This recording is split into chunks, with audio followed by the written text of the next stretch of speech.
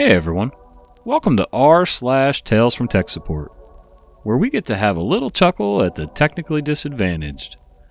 I'm Uncle Reddit, and have I got some stories for you. I need more power! Hi Reddit IT peeps, this is my first IT post on Reddit. I'm an IT guy, man he says IT a lot. I'm an IT guy in a large state agency. I'm a lone wolf responsible for the offices across 3 counties, and because of my decades of experience, also help out newer IT folks at other sites across a few other counties. As such, I have a cool government vehicle. I can do most things remotely, but sometimes you just gotta be on site. Yesterday morning, I get a help desk ticket from the furthest office saying the front desk PC will not power up. I called them to ask some poignant questions, but this office has 2 of the dumbest users anywhere in my area of responsibility. The front desk lady is utterly useless. She just says the computer power light is on, but no PC. I called the site manager, but he's even less helpful. Fine, I'm on my way. An hour later, I arrive. I walk up to the front desk PC, plug it back into the power strip, and turn on the PC. She had unplugged it to plug in her cell phone charger. The 2 computers, monitors, on her desk had lights on the power buttons, so it must be something else. I just shook my head, told her and the site manager what was wrong, then left. Nearly 2 hours of driving for a 15-second fix. Oh well, my government vehicle is very comfy and has a great stereo. This morning I get a help desk ticket from downtown office. Same thing. I call the user for details. She says that the 4 blue square Windows logo is on the screen with the little spinning white circle below it, but nothing else. It seems that there is power to this one. I'm on my way. Basically the same issue, but with a twist. Someone, possibly the overnight cleaning people, had unplugged the left monitor from the power strip. When the PC boots up, the right monitor just has the Windows logo, while the left monitor has the logon screen. She's a nice lady and a competent user. I explained what was wrong as I was fixing it. We both had a good chuckle, and then she told me there was cake in the break room. Sometimes IT ain't so bad. Cake. Man, I'd work for cake. German chocolate cake. Carrot cake. What about you guys? Would you work for cake? If so, what kind? Tell me in the comments down below. Can't you fix it before it appears? Hello everyone, long-time lurker, first-time poster. I work as a fixed services, internet and TV, phone operator, and today a lady called to report that her service is missing. Also, we had a technical difficulty in her region, and this is how it went. Me is me, customer is the lady, region is her region. Me. Company name, you're talking with the OP, how may I assist? Customer. Hello, I don't have internet and TV service. My name is her 3 names. I live in redacted address. Me. Yes, I can see the problem. Right now there's a technical difficulty in region, ma'am. We reported to our colleagues, and they're working on it. Customer. Seriously? This happens every time. Why for once can't you fix it before it appears? I'm tired of you. Me. There wouldn't be any issues if nothing appeared. Customer. Exactly. Me. We're doing everything we can to fix that for you. Sorry for the inconvenience. Customer. Whatever. She hangs up. I mean, the provider is good, but still, our technicians aren't magicians. So, multiple alert emails every 2 hours isn't disruptive? I finally got a job as a full-time IT guy, and it's been interesting. I work in a really weird niche where I get to touch a lot of different disciplines, and that's great. However, this has led to some fun moments. This is one of those moments. A case came into my possession of repeated errors that were happening in a cycle every couple hours, and always in tandem. And when they checked status after the alert, it said the operation was successful. Which was pretty weird, so I asked for some logs to try and find the errors string kicking the alerts. I did, however, make a key mistake. I never asked for the full description of the alert. As the alert stated, operation has exceeded duration, and operation has stopped. So I wasted a good day and a half scouring logs before they gave me that information. And yeah, egg on my face, but whatever. I'm still new to this, it happens. However, the description made me realize this is a QoS issue, so of course there will be no error. It's working as intended. Then after explaining this to them in an email, they insisted on a remote meeting, but wouldn't explain why they wanted said meeting.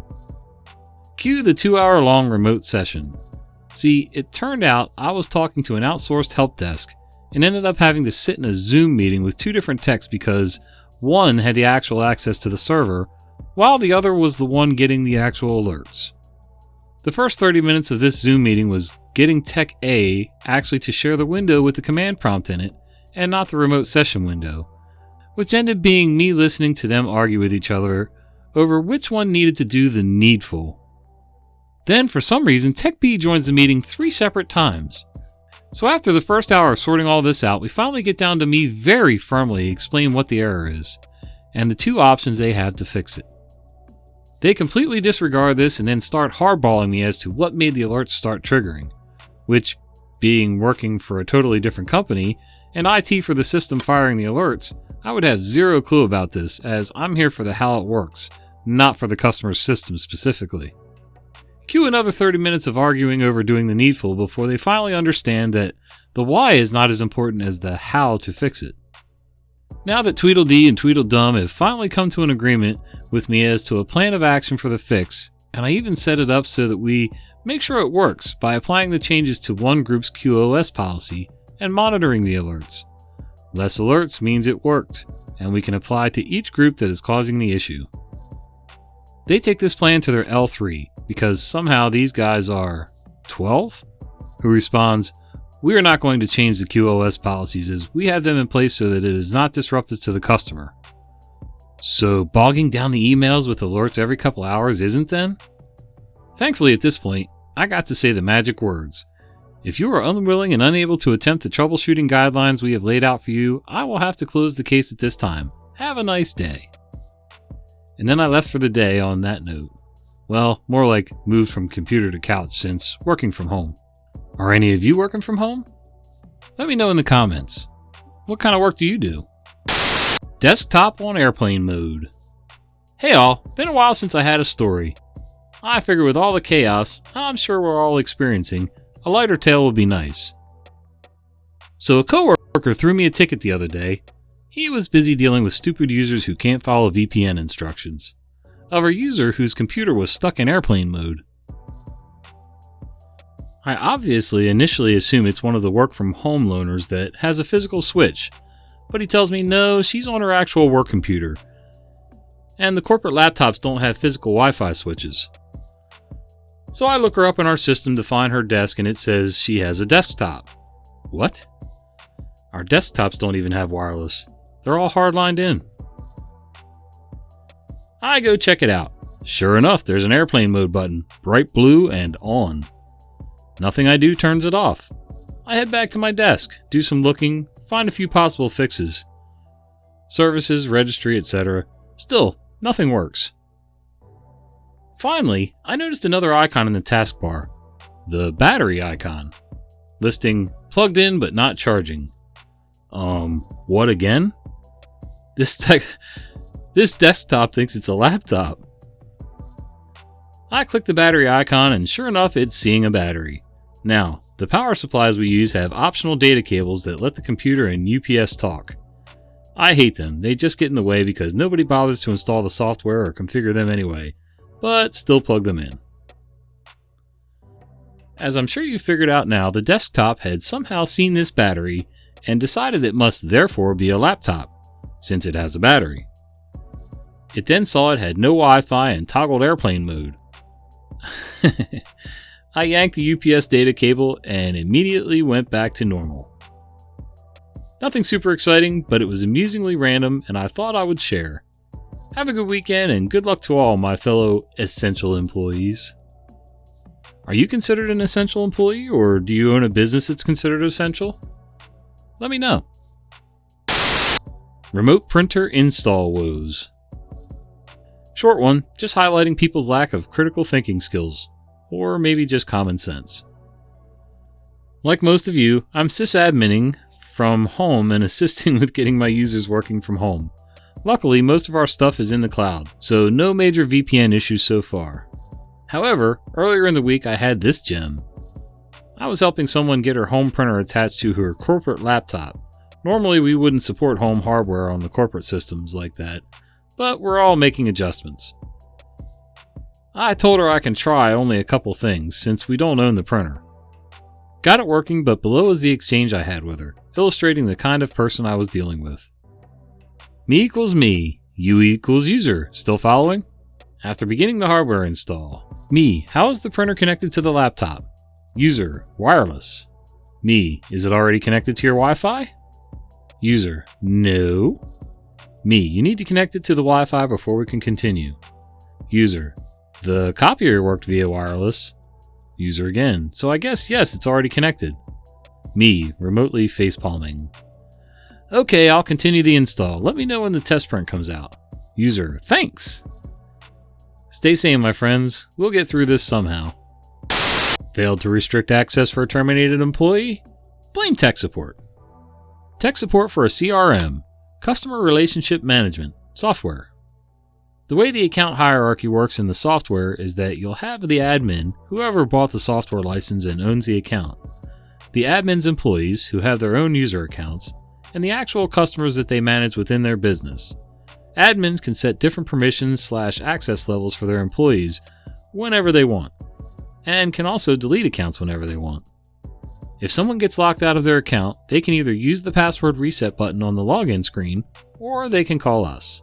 If they call us, they just have to provide their name and login email address to confirm the account, and we can go ahead and reset the password. As you might expect, we get password reset tickets something like, what is that, like 8.5 trillion times a day? I'm not looking it up. If you know though, leave it in the comments. Last week I got a call from one of our client's employees, Cindy. She said she had done the forgot password thing earlier that morning because she hadn't been able to log in, but was calling us because it looked like her password had been changed. Again. Bit weird, but not uncommon for some of these people to lock themselves out frequently. Stupid Apple keychain BS. Cindy asked if I could see who changed the password on my end, or what it had been changed to. I can't see that info on my end, but I went ahead and changed the password so she'd be able to log in.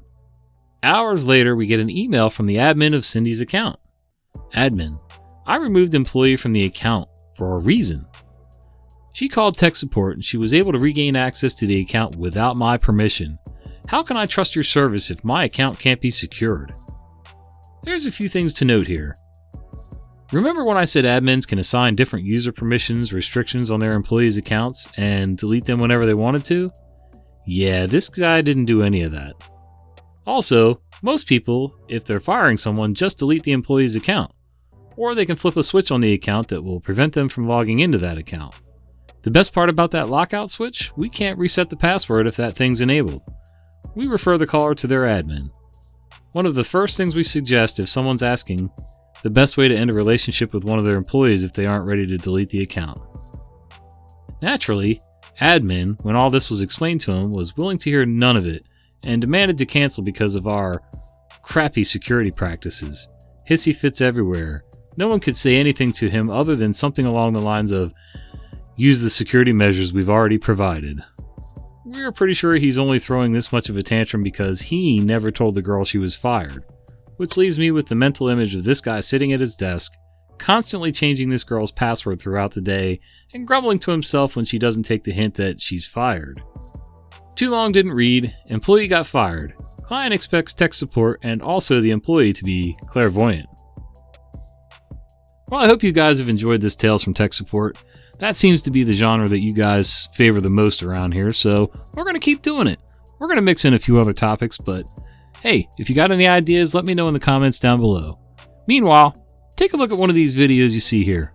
I think you'll enjoy them.